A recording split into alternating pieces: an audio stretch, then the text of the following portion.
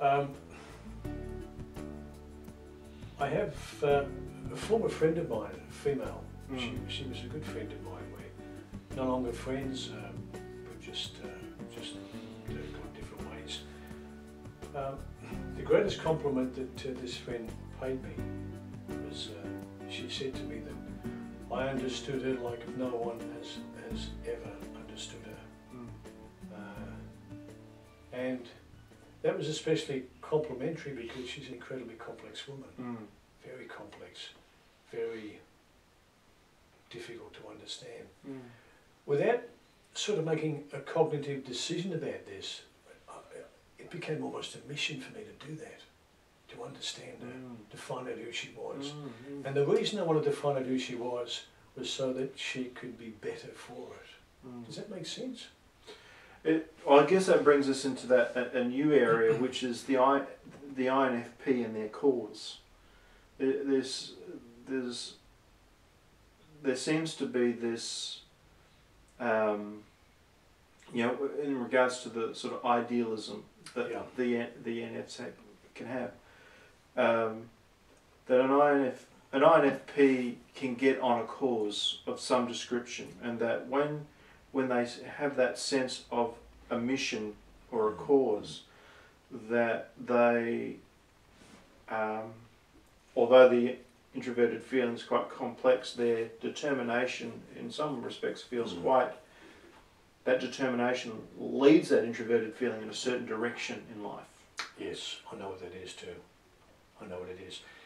It's, Scott, the reason I'm a little hesitant in all this, I've never thought about these things. I don't think I've been asked in this fashion, so I'm having to stop and really think.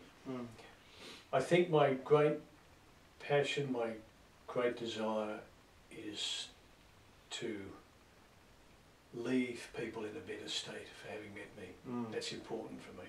I want to make a difference. So these skills, these intuitive things, that has got enormous potential in terms of bringing that about.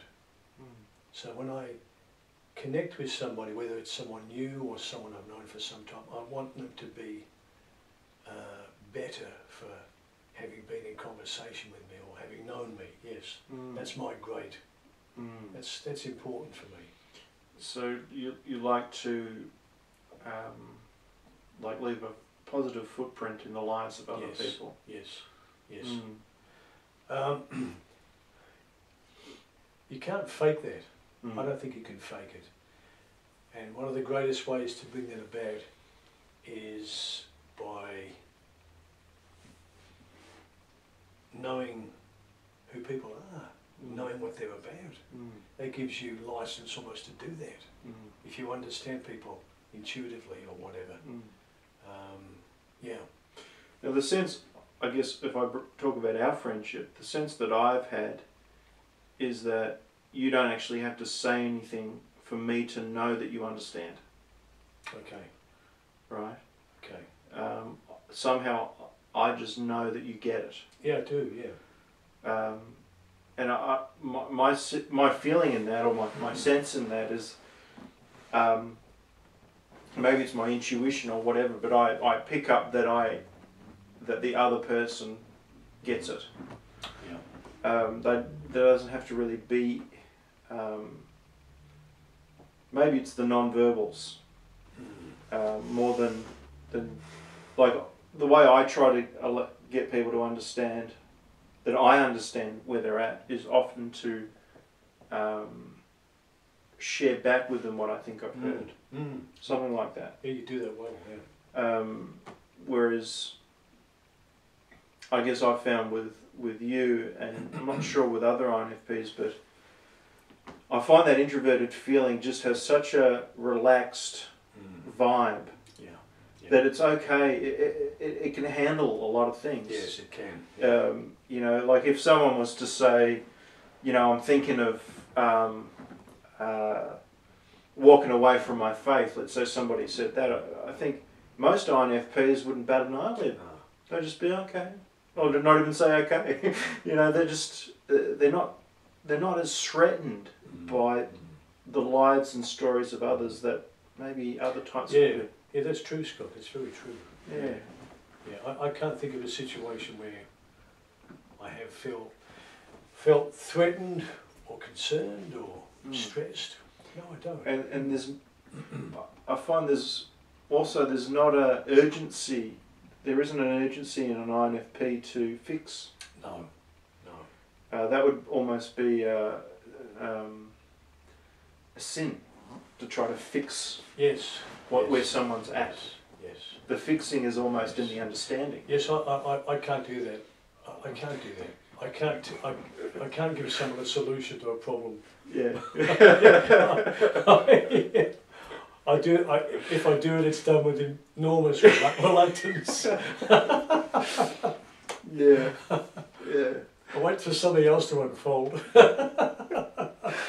Yeah, I think that's what I admire in INFPs is that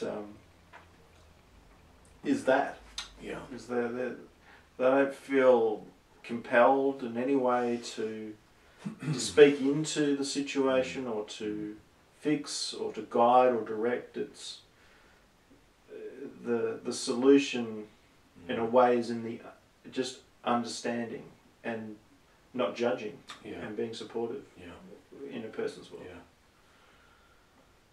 I think we were talking earlier tonight and I was saying to you that it's only recently I found out I was an INFP. I mean, you were part of a huge part of the reason for me finding out. When I was growing up, I almost had a sense of shame about being who I am. And I always felt like I needed to be like other people. And so this sense of introspection, this sense of reserve, I almost felt shameful about it because I thought I had to be choleric or sanguine when I couldn't be like that. And now that I've found out about these 16 different profiles and that I'm an INFP, it's neither good nor bad, it's just okay. It's okay to be like this. In fact, I feel sort of comfortable. Yeah, I do. What, so really you're saying it normalised who you were. Yes. It wasn't an issue, it was just you. Yeah. It sort of brings into play the, that we're living in an extroverted world. Yes, we are. And as introverts, we're sort of naturally at a disadvantage because of that. And that because we're born into it, we don't even know that that's what we've been born into. And there's this natural sense that I need to be someone other than who I am to fit. Yes, that's true. Yeah. And so I guess I wonder what other parts of you, I guess, were normalised when you sort of realised this INFP is, these INFP traits. And I don't know if it's part of being an INFP because I also think about the Enneagram, which has been incredibly helpful. What are you in the Enneagram? I'm a 5 with a 4 wing. Yeah. 5 is the iconoclast. Yeah. That's also been iconoclast means destroyer of sacred belief, and that's been a significant part of my personality. It's a powerful statement. It is. That's what the iconoclast is. So I don't know, Scott. I don't know how that fits in with an INFP in terms of characteristics and traits. Yeah. We were talking a little earlier about ways of taking in knowledge, and after I did my theological training at Table College, it used to bug me because I could never remember sources or authors, where some people could tell you the author, the book, the page. And I realised, again, I don't know if this is part of being an INFP, it is, I think it's pretty much part of the 5, the iconoclast, is I assimilate information, and I have this passionate need to understand things, to know. I need to know. I need to find out. And that's why I've read so many books. I need to find out things in a way that makes sense to me, and I can't accept other people's views or opinions unless I work through it myself. And then if they don't make sense to me, it doesn't matter how important it is or how much I'm supposed to believe it, I won't. Yeah. Whereas other types would we go, oh, that's what I need to believe. Oh, cool, Yes, yeah, I can yes. put that on me, Yes. but not for you. No, I can't do that. I've got to. It's painstaking. It's a form of torment sometimes. This process, this process of sort of sifting through things and weighing it up and reflecting and working it out and reading through it. So painstaking. Is that sort of part of the whole sort of INFP? You know, you guys seem to be on this a bit, I think, like the INFJ, but it just in a different way, like on this journey of self-actualization. It's like becoming the best self that one can become. And that's a lifelong thing. Yes, it is. And belief and values are a huge part of that. And so it needs to fit right inside of you. Look, it's true, but this iconoclastic thing, this being an iconoclast, the reason I'm an iconoclast is because the most important thing to me is authenticity. It's most important. I always want to be authentic in everything I do. So I don't want to operate from a place that's artificial or pseudo. It has to be authentic. It has to be real. That's why I have this need to know, to find out, because I want to be real, I want to be authentic, and So, but that painstaking search to, you know, explore values and beliefs and what works for me, what am I comfortable with, that's very much, that's a hugely private journey, isn't it? Yes, it is. Yeah. Yeah, it is. You don't so much do it with interaction and discussion and talk. It's more in your private. Yes, it is.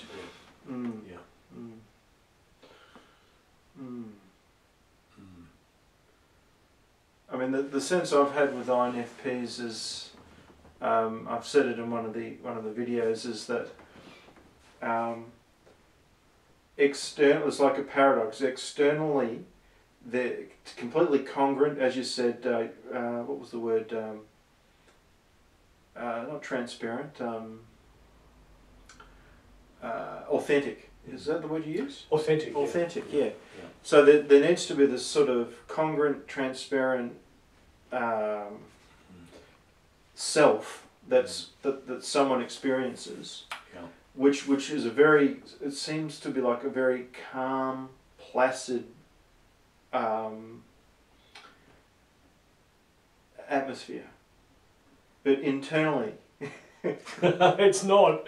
Well, I sense it's not. It's not. It's it's not. Right. Do you get that? Oh yes, yes. It's a drivenness. It's painful. It's a sense of being driven. I'm a manic reader and reflector, always sifting through stuff. Always sifting through stuff. I think one of the things I pick up in INFPs, and as an INFJ would drive me batty, is there doesn't seem to ever be any closure on anything. Oh, Scott, true. It's always open-ended and... Yes, it is. Yes. Can you put any more on that?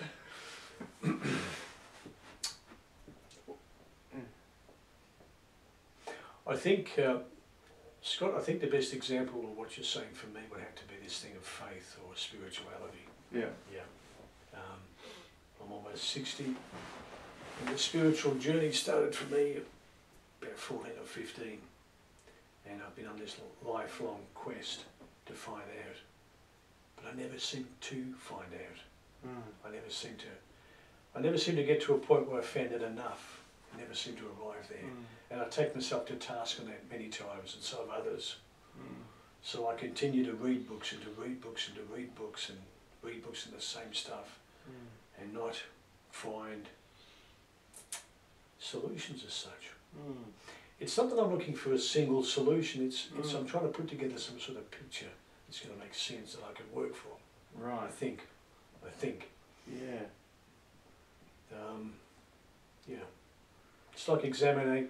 It's like examining street director with a magnifying glass, trying to get all the detail. Yeah. So it can be manic. It can be very self-absorbed. It can be painful sometimes. But it seems like it's necessary. Yes, it does. It's not an option. Oh, no, I'm driven to do this. I don't get up in the morning and think, oh, that'd be nice. I'm just driven. Yeah. I'm driven to seek and to search this insatiable appetite. Of course, it's to discover life, to discover God, to discover what's real. Like truth. Truth and authenticity. Truth, but truth, it's got to be true for me. Yeah. Yeah, it doesn't matter how true it is for you, it's got to be true for me. Yeah. And if it's not true for me, that's okay for you, Scott, but it's not okay for me. Right. That's how it works. Yeah. Yeah. And from a spiritual context, from a Christian context, that's been difficult for me. Yeah. Well, I guess I've got a number of questions now floating around, but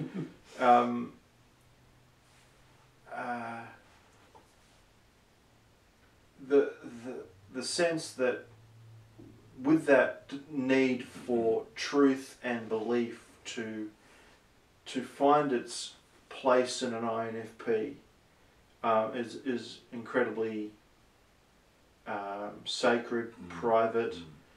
It needs to fit properly for it to be taken on. Yeah. I guess where I'm going with it is this whole idea of trying to do that, let's say in a corporate sense, trying to be a part of, or wanting to be a part of something, but not wanting to conform to be a part of. Yes. I'm not sure if that's an INFP thing, because I think other personality types seem to just be, there's that sense of, this is what we believe, and a person can quite easily go, yep, that fits right with me, and off they go. Don't give it much more thought than that. It just, yep, I can believe that. Whereas for an INFP, that might take 15 years to filter through and to sift and to... I guess the question is do you have a desire to be a part of a group or others, or does that not bother you as much? No. Is that lone warrior? Yeah, I found it difficult you could talk about this for ages. I think when I found faith as a 14, 15-year-old, growing up in a conservative Pentecostal church, and before I knew any of this, before I even knew myself, I found it incredibly difficult to toe the party line. I understand now why I couldn't do that. And so I was given this theological package of beliefs and told to swallow the pill. And I had trouble swallowing it. I choked in the process. And I realise now that it didn't matter how true it was and how much I was told it was absolute truth. It had to be true for me. And the big struggle for me from a spiritual perspective, it's been a real struggle. And finally, just recently, within the last few years, I just held things in tension for years, neither rejecting or accepting them. I was just stuck in the middle. And so I got to a place sort of recently where I just let go.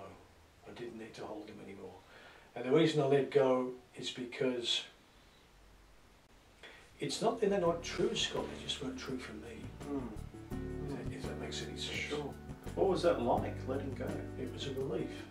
Yeah, I didn't have to pretend anymore. Yeah. Pretend to be something and to believe something. Right. So it was the tenets of the Christian faith I always struggled with. I just had to let it go. Yeah. Back on the inner complexity. Yep.